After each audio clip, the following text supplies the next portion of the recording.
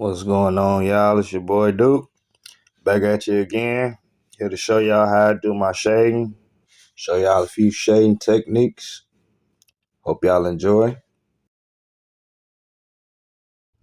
I start by using a 7-round curved mag. It's best for shading and packing and also lines, but I'll get into that later on in the video.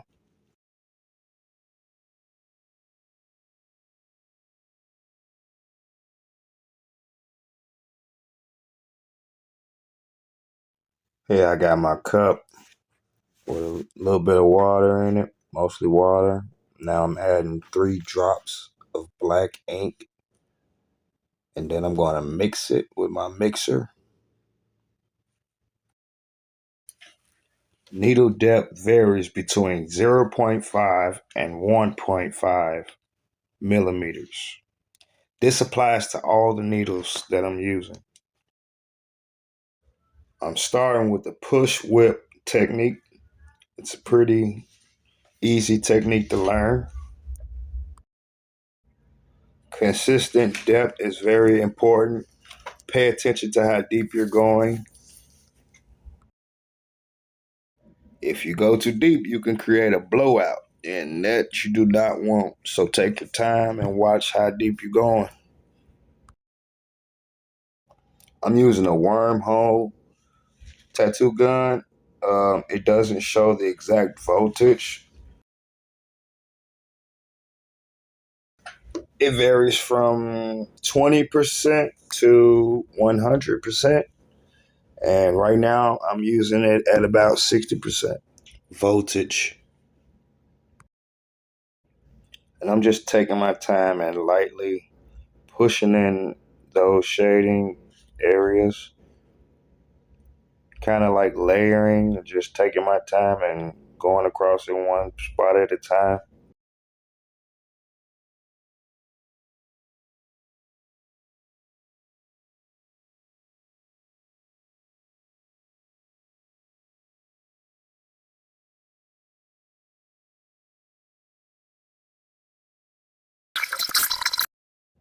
Now I'm going to show you how to pull. This is the pull whip technique, and it's pretty easy also to use. It's less trauma to the skin. This is my favorite, almost one of my favorites. There's many ways to do things, but this one is very useful. Still using the exact same voltage. I haven't changed anything, and I'm just taking my time. As I said before in one of my other videos, tattooing should never be rushed. You should really take your time and focus on what you're doing. It's easy to make mistakes and it's harder to fix them. So carefully take your time and pull those lines. I don't have all the fancy cameras and equipment yet, so please bear with me, and hopefully I can show you as close as possible. Sometimes you might have to get a little closer in an area, such as corners. So you might have to use a sort of cross-hatching movement or technique, you want to say, and go the opposite direction. But be careful not to overdo it.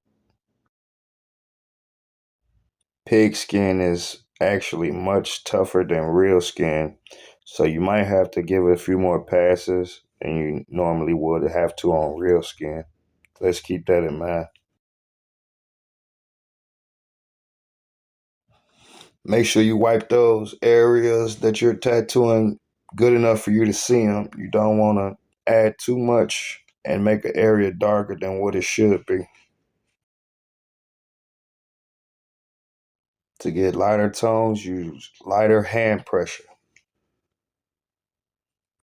Also move your hand a little bit faster. Just to be clear, the bottom of this square, I use the push whip. The top of this square, I'm using the pull whip. In the middle, I'm still using the pull whip.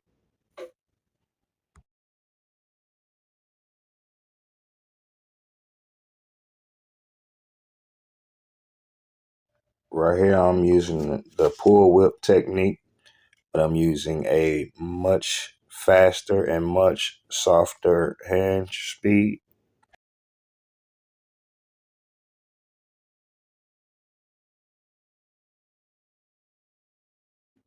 Sometimes I might say stroke, but to me it's the same thing. Stroke of the hand, hand speed, same thing to me. This technique is pretty good when doing portraits and any shading that's very light. Bigger mags help you cover bigger areas and also give you a softer tone, should I say.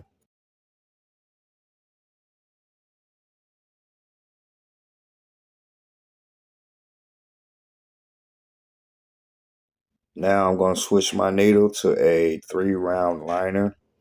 I don't know if y'all can see that too good, but it's a 3 round liner.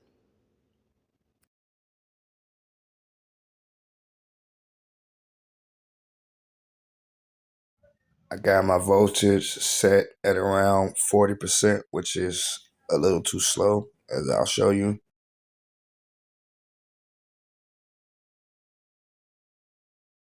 Once again, make sure you wipe those areas real good so you can see.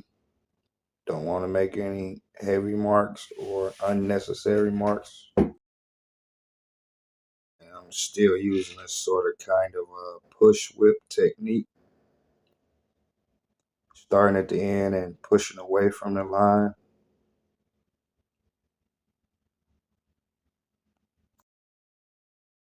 And I'm still using a slightly fast hand speed and just kind of layering it as I go. As I said before, pig skin is tougher, so you kind of got to go over a spot more than once.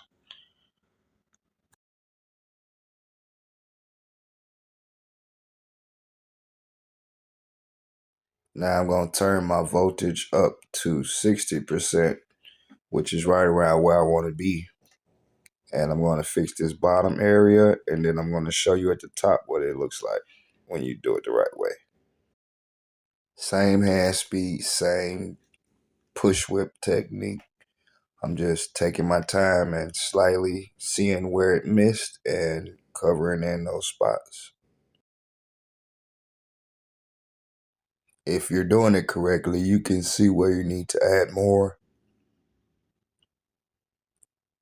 and where you shouldn't add any at all, should I say. Just really paying attention and blending it in. That's all I'm doing, correcting my mistakes that I did on purpose just to show y'all. Using a lighter hand pressure as I go further along up towards the middle. Now I'm turning my voltage all the way down to 20%.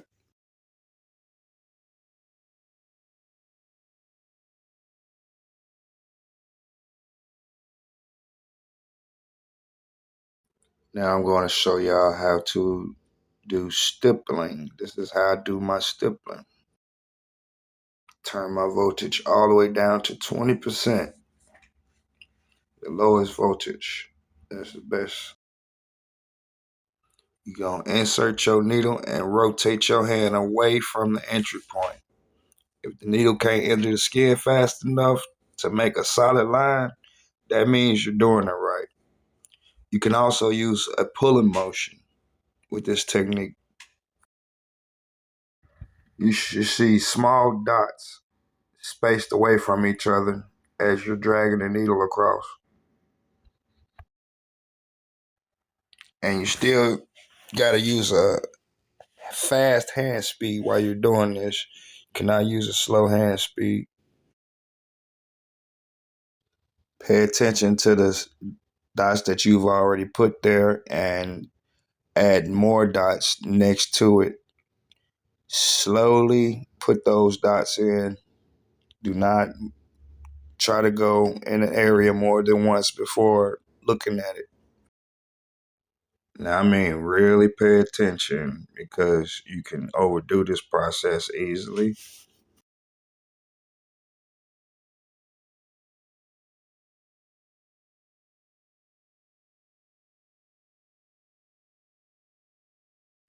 Now I'm going to switch over to my 7-round liner, and I'm going to do dot work, as they call it.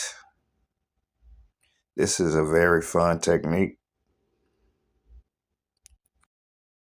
I'm sorry you can't see it here, but I turning it up to around 60% voltage. You don't want it to be too slow. You kind of want it to be going kind of fast so you get an even, clean dot. I am using a slightly fast hand speed because I'm used to doing this. But you might want to take your time and do this and separate those dots along, like space them out as you're going up. More dots in the corners and at the bottom is what I'm doing. And less dots as I go up, basically. Turning my voltage up to 80%.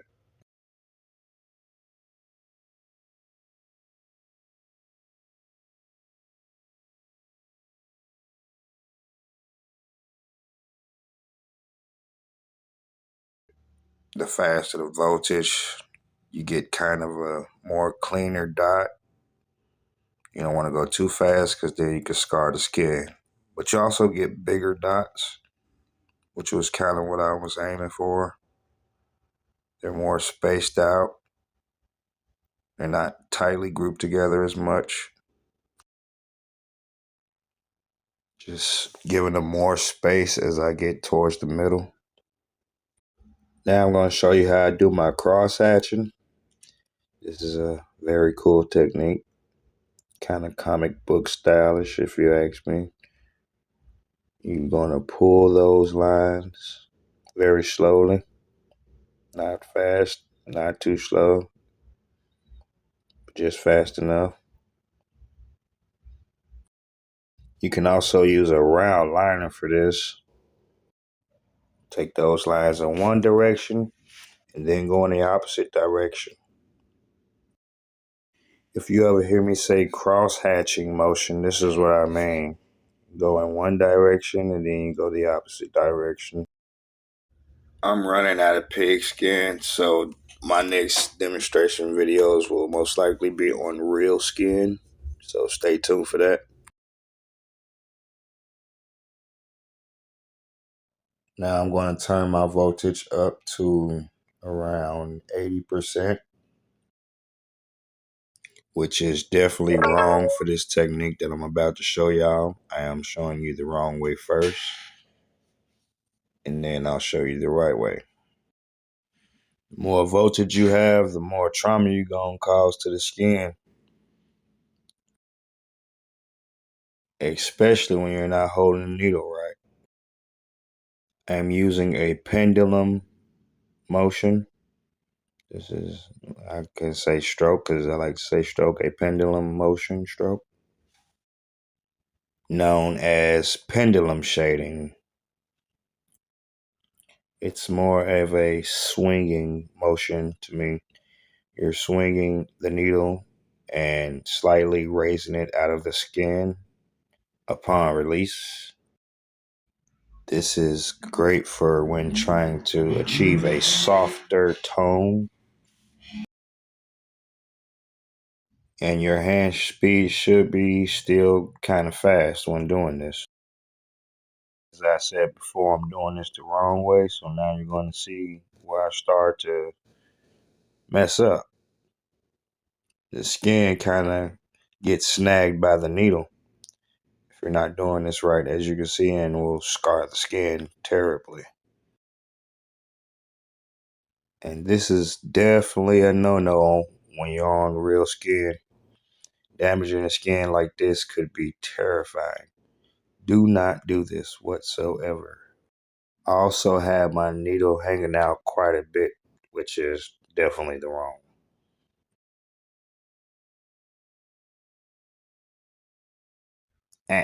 Do not do this. No, no. Your needle should be about 1 to 2 millimeters hanging out from the needle. As you can see,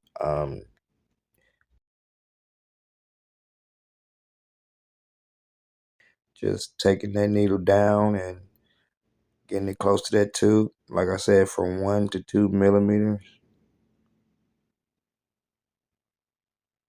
Should not be hanging out that far at all. Hope y'all can see that as the best as I can get it. Get your ruler and you can see what 1 and 2 millimeter is. That's all you gotta do. And I'm using the pendulum motion, once again, the correct way. As I said before, doing this, you must take your time because you can create a dark tone easily by going over a spot one too many times. So be careful where you land the needle. Think of your needle as a playground swing, and the pigskin is the dirt. And your feet is just the tip of that needle, and you're basically grazing that pigskin.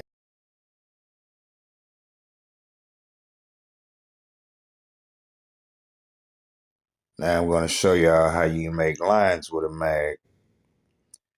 And I'm using about 60% voltage. And I'm just taking that mag and I'm just using the edge of it, the little corner of the mag.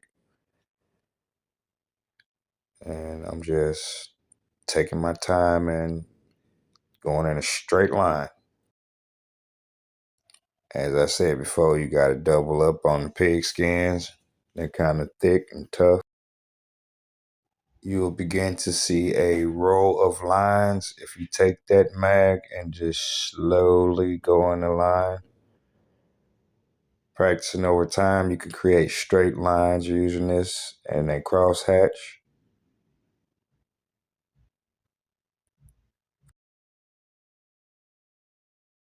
And once again, I'm going to show y'all the pendulum motion, the pendulum shading. Here it is. And that's pretty much all you do, guys, to get you some good shading. Get on those pig skins and practice, practice, practice.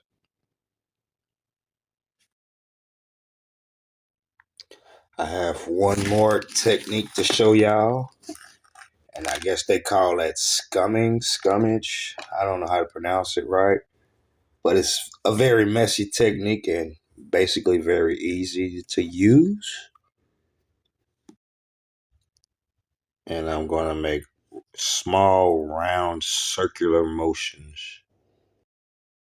For a lighter shading, you're going to move your hand fast, and for a darker tone, you're going to move your hand slower. Once again, this is the scumbling technique that I'm about to show you. But that works with most shading techniques. As I said before, I'm making small circular motions.